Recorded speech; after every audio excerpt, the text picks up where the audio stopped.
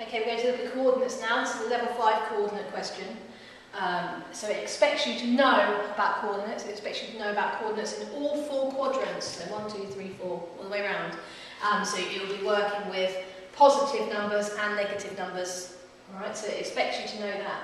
It also expects you to remember that you always do the x coordinate first and then the y coordinate. X then y, that's the order of the alphabet. Okay, x factor, x is the most important. Always the x first. Some people say you go through in the hallway and then you go up the stairs. Alright, all of those things help you choose the one that helps you remember. Right, so we've got a grid. They've taken away the square background for us, but we don't need it. They've given us all the information we need. There's never going to be a trick in these questions. There's always going to be all the information you need right there. So don't panic, it is there. The sides of the rectangle are parallel to the axis. Alright? So this is parallel to this, and these lines are parallel as well. Okay, it's a rectangle, so it's straight on the axis, it's parallel. It's got points A, B, C, D, and then we've got this point here, E. It tells you that A is minus 10, 8. So that point there is minus 10, 8. It tells you C, it says 14, because we're in the positives, minus 4. 14 minus 4. Those 2 points give us enough information to answer this question. It says, what are the coordinates of D and E? So I'm going to deal with D first.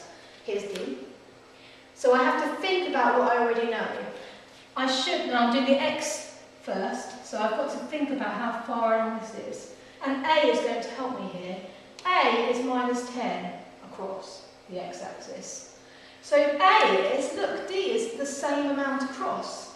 So this has got to be minus 10 as well. So quickly, before I get confused or forget or anything, I put minus 10 in. Alright, so I've done the x-axis now.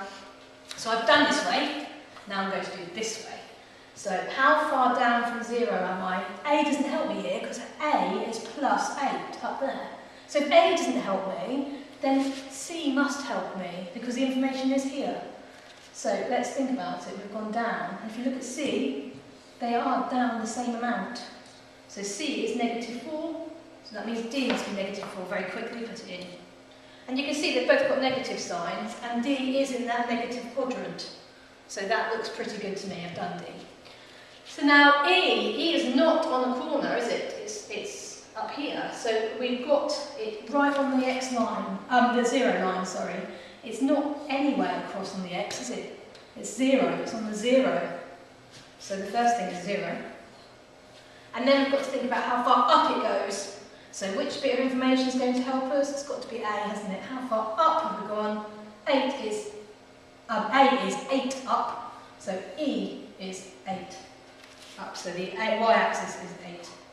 There are your answers. And remember, do what I did, which is put, as soon as you get a certain bit of an answer, put it straight in. Okay?